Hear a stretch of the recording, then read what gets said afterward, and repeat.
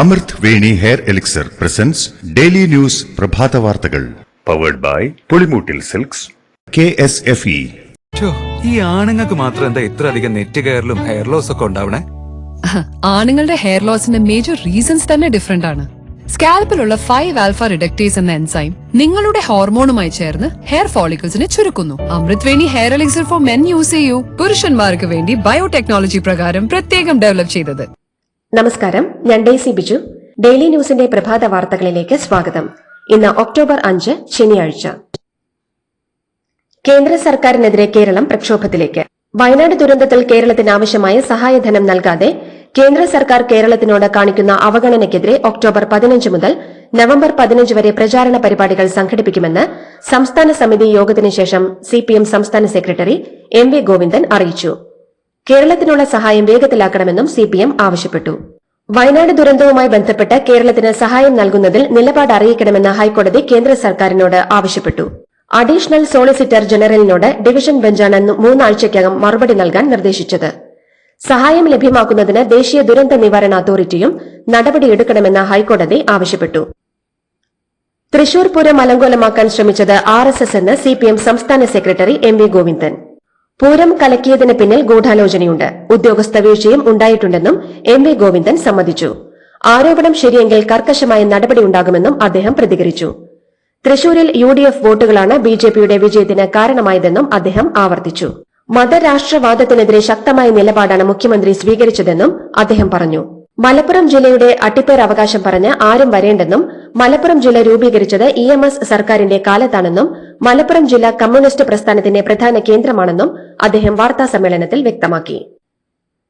ADGPയെ മാറ്റുന്നതിനുള്ള സമയം കുറിച്ചുവച്ചിട്ടില്ലെന്ന് ബിനോയ് വിശ്വം. റിപ്പോർട്ടിന്റെ വെളിച്ചത്തിൽ വേണ്ട നടപടി ഇടത് സർക്കാരിന്റെ ഭാഗത്തുനിന്നും ഉണ്ടാകുമെന്ന് മാധ്യമങ്ങളോട് ബിനോയ് വിശ്വം പറഞ്ഞു. ഏത് വിഷയത്തിലായാലും ഇടതുപക്ഷ പരിഹാരമാണ് CPI ലക്ഷ്യമെന്നും ബിനോയ് വിശ്വം വ്യക്തമാക്കി. ADGP MR അജിത് കുമാറിന് വീഴ്ച പറ്റിയെന്ന വിലയിരുത്തലുമായി CPM. അന്വേഷണ റിപ്പോർട്ടിന്റെ അടിസ്ഥാനത്തിൽ അജിത് കുമാറിനെതിരെ നടപടികൾ വരും. DGP റിപ്പോർട്ടിൽ ADGPക്കെതിരെ പരാമർശങ്ങൾ ഉണ്ട്. ഇക്കാര്യത്തിൽ വിശദമായ അന്വേഷണത്തിന് ശേഷം നടപടി ഉറപ്പാക്കുമെന്നാണ് റിപ്പോർട്ട്. കഴിഞ്ഞ ദിവസങ്ങളിൽ ഉയർന്നുവന്ന വിവാദങ്ങളിൽ CPM സംസ്ഥാന കമ്മിറ്റിയിൽ മുഖ്യമന്ത്രി പിണറായി വിജയനു നേരെ ചോദ്യങ്ങൾ ഉയർന്നുവെന്ന റിപ്പോർട്ടുകൾ. അതേസമയം താനോ സർക്കാരോ ഒരു PR ഏജൻസിയെയും ചുമതലപ്പെടുത്തിയിട്ടില്ലെന്നും ADGPക്കെതിരെയുള്ള ആരോപണങ്ങളിൽ നടപടികൾ ഉണ്ടാകുമെന്നും മുഖ്യമന്ത്രി മറുപടി നൽകിയതായാണ് റിപ്പോർട്ടുകൾ സൂചിപ്പിക്കുന്നത്.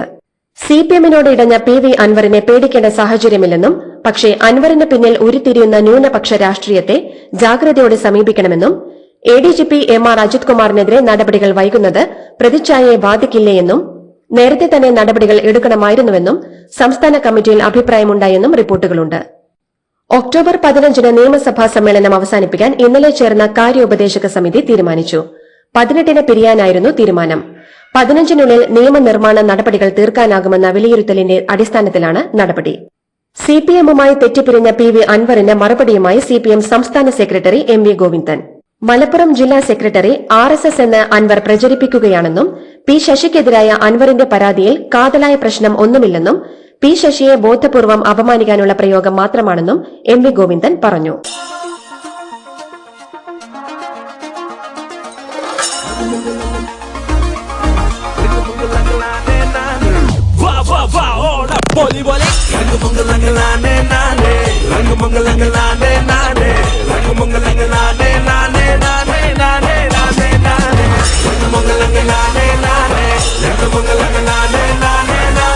ഈ ഓണം 100ാം Onam, celebrating 100 years of Pulimoottil silks.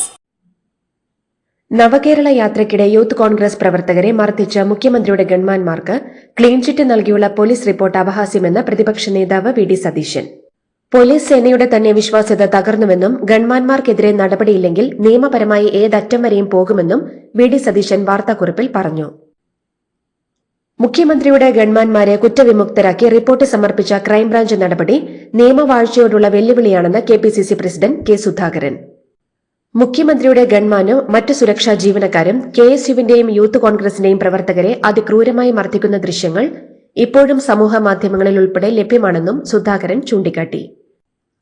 മുഖ്യമന്ത്രിയുടെ രാജി ആവശ്യപ്പെട്ട് ഇന്നു മുതൽ ബ്ലോക്ക് തലം കേന്ദ്രീകരിച്ച് KPCC പ്രക്ഷോഭത്തിന് ആഹ്വാനം ചെയ്തു. ഇന്ന് മുതൽ 20 വരെ സംസ്ഥാന വ്യാപക ക്യാമ്പയിൻ നടത്താനാണ് തീരുമാനം. കോൺഗ്രസ് നടത്തിവരുന്ന പ്രക്ഷോഭ പരിപാടികളുടെ തുടർച്ചയായാണ് ജനകീയ പ്രക്ഷോഭം ആരംഭിക്കുന്നതെന്ന് ജനറൽ സെക്രട്ടറി എം ലിജു അറിയിച്ചു.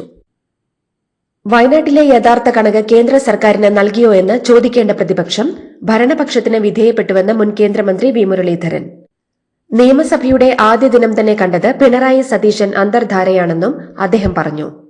വീഴ്ചകൾ ചോദ്യം ചെയ്യേണ്ട പ്രതിപക്ഷ നേതാവ് മുഖ്യമന്ത്രിയുടെ കുഴലൂത്തുകാരനായി മാറിയെന്നും വി മുരളീധരൻ പറഞ്ഞു. കണ്ണൂരിലെ ഒരു പ്രമുഖ നേതാവ് തനിക്കൊപ്പമുണ്ടെന്ന PV അൻവറിന്റെ അവകാശവാദത്തിൽ പ്രതികരണവുമായി ഡിവൈഎഫ്ഐ. കണ്ണൂരിലെ ഒരു പ്രമുഖനെന്നല്ല, കേരളത്തിലെ ഒരു CPM അനുഭാവി പോലും അൻവറിനൊപ്പമില്ലെന്ന് ഡിവൈഎഫ്ഐ നേതാവ് VK സനോജ് പ്രതികരിച്ചു.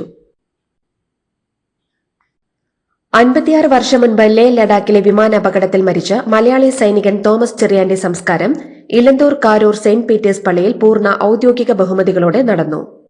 സർക്കാരിനായി മന്ത്രി വീണ ജോർജ് അന്തിമോപചാരം അർപ്പിക്കാനെത്തി. രാഹുൽ ഗാന്ധിയുടെ അനുശോചന സന്ദേശവും ചടങ്ങിൽ വായിച്ചു. കൊച്ചിയിൽ ഗുണ്ടകളെ പൂട്ടാൻ വിജയകരമായി നടപ്പാക്കിയ ജിയോ ടാഗിംഗ് മറ്റു ജില്ലകളിലേക്കും. ഗുണ്ടകളുടെ ലൊക്കേഷൻ ജിയോ ടാഗ് ചെയ്ത് സൂക്ഷിക്കുകയും നിരീക്ഷിക്കുകയും ചെയ്യുന്നതാണ് പദ്ധതി. കൂടുതൽ വിവരങ്ങളും ഫീച്ചേഴ്സും ഉൾപ്പെടുത്തി സംവിധാനം കൂടുതൽ സമഗ്രമാക്കാൻ ഒരുങ്ങുകയാണ് കൊച്ചി പോലീസ്. കൊച്ചിയിൽ ഗുണ്ടകളുടെ പ്രവർത്തന കേന്ദ്രങ്ങൾ, ഒളിസ്ഥലങ്ങൾ എന്നിവ ഉൾപ്പെടെ 1200-ലേറെ ലൊക്കേഷനുകളാണ് ജിയോ ടാഗ് ചെയ്തത്. ഡിജിറ്റലാക്കിയത് 800-ലേറെ ഗുണ്ടകളുടെ വിവരങ്ങൾ. ഓരോ സ്റ്റേഷൻ പരിധിയിലും എത്ര ഗുണ്ടകളുണ്ട്, എവിടെയുണ്ട് എന്നൊക്കെ ഇനി വിരൽ തുമ്പിൽ ലഭ്യമാകും. എടോ എങ്ങനെയുണ്ട്? ഓണത്തിന് ഇതാണോ എടുക്കുന്നേ? ഓണക്കോടി വരും. അതെ, 10-ൽ ഒരാൾക്ക് ഈ സീരീസിൽ ഓണക്കോടി സമ്മാനം. മെഗാ സമ്മാനമാണെങ്കിലോ പുതുപുത്തൻ ബെൻസ് കാർ, രണ്ടാം സമ്മാനം ഇന്നോവ ക്രിസ്റ്റ, അതും 17. ഇത്തവണ സമ്മാനങ്ങളുടെ നക്ഷത്ര തിലക്കവുമായി KSFE ഗാലക്സി ചിട്ടികൾ. പട്ടികജാതി വിഭാഗങ്ങളിലെ കൂടുതൽ പിന്നാക്കം നിൽക്കുന്നവർക്ക് പ്രത്യേക സംവരണത്തിന് അർഹതയുണ്ടെന്ന സുപ്രീം കോടതി ഭരണഘടനാ ബെഞ്ചിന്റെ വിധി ചോദ്യം ചെയ്തുള്ള പുനഃപരിശോധനാ ഹർജികൾ തള്ളി സുപ്രീം കോടതി. സുപ്രീം കോടതി ഭരണഘടനാ ബെഞ്ചിന്റേതാണ് തീരുമാനം.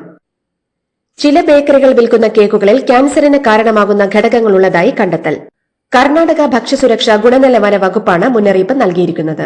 സുരക്ഷാ മാനദണ്ഡങ്ങൾ പാലിക്കാൻ ബേക്കറികളോട് ആവശ്യപ്പെട്ടിട്ടുണ്ടെന്ന് വകുപ്പ് അറിയിച്ചു. പ്രതിഷേധത്തിന്റെ ഭാഗമായി മഹാരാഷ്ട്ര ഡെപ്യൂട്ടി സ്പീക്കറും 3 MLA-മാരും കെട്ടിടത്തിന്റെ 3ാം നിലയിൽ നിന്നും എടുത്തുചാടി. മഹാരാഷ്ട്ര ഡെപ്യൂട്ടി സ്പീക്കർ നർഹരി സിർവാളും ഒരു BJP MLA-യും ഉൾപ്പെടെ 3 MLA-മാരുമാണ് പ്രതിഷേധിച്ചത്. ദംഗർ സമൂഹത്തെ പട്ടികജാതി വിഭാഗത്തിൽ ഉൾപ്പെടുത്തണമെന്ന് ആവശ്യപ്പെട്ടായിരുന്നു പ്രതിഷേധം. സുരക്ഷാ വലയിലേക്ക് ചാടിയ പ്രതിഷേധക്കാർ തിരികെ കയറിയ ശേഷം കുത്തിയിരുന്ന പ്രതിഷേധം തുടർന്നു. മകൾ സെക്സ് റാക്കറ്റിൽ അകപ്പെട്ടെന്ന വ്യാജ ഫോൺ കോളിൽ മനം നൊന്ത് ആഗ്രയിലെ അധ്യാപിക ഹൃദയാഘാതത്തെ തുടർന്ന് മരിച്ച സംഭവത്തിൽ മൊബൈൽ നമ്പർ ഉപയോഗിച്ചുള്ള തട്ടിപ്പ് ഒഴിവാക്കാൻ പുതിയ സംവിധാനം കൊണ്ടുവരുമെന്ന് ടെലികോം മന്ത്രാലയം. കർശന നടപടികൾ സ്വീകരിക്കുമെന്ന് വ്യക്തമാക്കിയ മന്ത്രാലയം തട്ടിപ്പുകൾക്കെതിരെ ജാഗ്രത പുലർത്തണമെന്നും നിർദ്ദേശിച്ചു. സുരക്ഷാ സേനയും മാവോയിസ്റ്റുകളും തമ്മിൽ ഛത്തീസ്ഗഡിലെ നാരായൺപൂരിൽ നടന്ന ഏറ്റുമുട്ടലിൽ 30 മാവോയിസ്റ്റുകളെ വധിച്ചെന്ന് റിപ്പോർട്ട്. പ്രാദേശിക മാധ്യമങ്ങളാണ് ഏറ്റുമുട്ടലിൽ 30 മാവോയിസ്റ്റുകൾ കൊല്ലപ്പെട്ടെന്ന് റിപ്പോർട്ട് ചെയ്തിരിക്കുന്നത്. സുരക്ഷാ സേന ഇക്കാര്യം സ്ഥിരീകരിച്ചിട്ടില്ല. പ്രദേശത്ത് നിന്നും 23 മൃതദേഹങ്ങൾ കണ്ടെത്തിയിട്ടുണ്ട്. മാവോയിസ്റ്റുകളുടെ ആയുധങ്ങളടക്കം പിടിച്ചെടുത്തതായി സുരക്ഷാ സേന വ്യക്തമാക്കി. സർക്കാരിനെ വിമർശിച്ചതിന് മാധ്യമപ്രവർത്തകർക്കെതിരെ കേസെടുക്കാനാകില്ലെന്ന് സുപ്രീം കോടതി. ഉത്തർപ്രദേശ് പോലീസ് രജിസ്റ്റർ ചെയ്ത കേസിൽ മാധ്യമപ്രവർത്തകന്റെ അറസ്റ്റ് കോടതി തടഞ്ഞു. ജനാധിപത്യ രാജ്യത്ത് അഭിപ്രായ സ്വാതന്ത്ര്യം മാനിക്കണമെന്നും ജസ്റ്റിസുമാരായ ഹൃഷികേശ് റോയ്, SVN ഭാട്ടി എന്നിവരുടെ ബെഞ്ച് മുന്നറിയിപ്പ് നൽകി. പശ്ചിമേഷ്യൻ സംഘർഷത്തിൽ ഇന്ത്യയ്ക്ക് ആശങ്കയുണ്ടെന്ന് വിദേശകാര്യ മന്ത്രാലയം. മേഖലയിലാകെ സംഘർഷം പടരുന്നത് അംഗീകരിക്കാനാവില്ലെന്ന് വിദേശകാര്യ വക്താവ് രൺധീർ ജയ്സ്വാൾ വാർത്താസമ്മേളനത്തിൽ പറഞ്ഞു. മേഖലയിലെ രാജ്യങ്ങൾ ചർച്ചയിലൂടെ പ്രശ്നങ്ങൾക്ക് പരിഹാരം കാണണമെന്നും അദ്ദേഹം പറഞ്ഞു. ഷാങ്ഹായ് സഹകരണ ഉച്ചകോടിയിൽ പങ്കെടുക്കാൻ വിദേശകാര്യമന്ത്രി S. ജയശങ്കർ പാകിസ്ഥാനിലേക്ക്. ഇസ്ലാമാബാദിൽ ഈ മാസം 15, 16 തീയതികളിലാണ് SCO യോഗം നടക്കുക. 10 വർഷങ്ങൾക്ക് ശേഷമാണ് ഒരു ഇന്ത്യൻ വിദേശകാര്യമന്ത്രി പാകിസ്ഥാനിലേക്ക് പോകുന്നത്. ജമ്മു കാശ്മീരിനെ തെറ്റായി ചിത്രീകരിച്ച് പ്രസിദ്ധീകരിച്ച ഇന്ത്യൻ ഭൂപടം ഇസ്രായേൽ വെബ്സൈറ്റിൽ നിന്നും നീക്കം ചെയ്തു. ഇന്ത്യയിൽ നിന്നുള്ള പ്രതിഷേധത്തെ തുടർന്നാണ് ഇസ്രായേൽ സർക്കാർ തങ്ങളുടെ വെബ്സൈറ്റിൽ നിന്നും ഭൂപടം നീക്കിയത്. യാത്രക്കാരുമായി പറന്നുയരുന്നതിനിടെ വിമാനത്തിന് തീപിടിച്ചു. തെക്കൻ ഇറ്റലിയിലെ ബ്രിൻഡിസി എയർപോർട്ടിൽ വ്യാഴാഴ്ചയാണ് സംഭവം. വിമാനത്തിന്റെ ചിറകിനാണ് തീപിടിച്ചത്. ക്യാബിൻ ക്രൂവിന്റെയും യാത്രക്കാരുടെയും ശ്രദ്ധയിൽപ്പെട്ടതോടെ അടിയന്തര നടപടി സ്വീകരിച്ചതിനാൽ വൻ അപകടം ഒഴിവായി. അമേരിക്കയെ പേപ്പട്ടിയെന്നും ഇസ്രായേലിനെ രക്തരക്ഷസെന്നും വിമർശിച്ച് ഇറാന്റെ പരമോന്നത നേതാവ് അയത്തുള്ള ഖൊമേനി. ഇറാൻ ഇസ്രായേലിനെതിരെ നടത്തിയ മിസൈൽ ആക്രമണം പരിമിതമാണെന്നും ശത്രുവിന്റെ ലക്ഷ്യം മുസ്ലിം രാജ്യങ്ങൾ തിരിച്ചറിയണമെന്നും പറഞ്ഞ ഖൊമേനി മുസ്ലിം രാജ്യങ്ങളോട് ഒന്നിച്ചു നിൽക്കാനും ആവശ്യപ്പെട്ടു. 5 വർഷത്തിനിടെ ആദ്യമായി നടത്തിയ വെള്ളിയാഴ്ച നമസ്കാരത്തിലായിരുന്നു ഖൊമേനി രൂക്ഷ വിമർശനം ഉന്നയിച്ചത്. 5 ബറ്റാലിയൻ കമാൻഡർമാരെയും 10 കമ്പനി കമാൻഡർമാരെയും 6 പ്ലാറ്റൂൺ കമാൻഡർമാരെയും അടക്കം 250 ഹിസ്ബുള്ള സായുധ സേനാംഗങ്ങളെ വധിച്ചതായി ഇസ്രായേൽ സൈന്യം. 2000-ലധികം സൈനിക കേന്ദ്രങ്ങൾ തകർത്തുവെന്നും ഇസ്രായേൽ സൈന്യം അവകാശപ്പെട്ടു. വനിതാ T20 ലോകകപ്പിൽ ന്യൂസിലൻഡിനെതിരെ ഇന്ത്യയ്ക്ക് 58 റൺസിന്റെ ദയനീയ തോൽവി. ടോസ് നേടി ബാറ്റിംഗ് തിരഞ്ഞെടുത്ത ന്യൂസിലൻഡ് 4 വിക്കറ്റ് നഷ്ടത്തിൽ 160 റൺസാണ് നേടിയത്.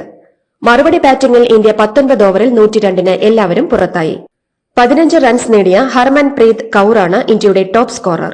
ഇതോടുകൂടി ഡെയിലി ന്യൂസിന്റെ ഇന്നത്തെ പ്രഭാത വാർത്തകൾ സമാപിക്കുന്നു. ഡെയിലി ന്യൂസിന് വേണ്ടി വാർത്തകൾ വായിച്ചത് Daisy Biju. Daily news live .in വാർത്തകൾ വിരൽ തുമ്പിൽ.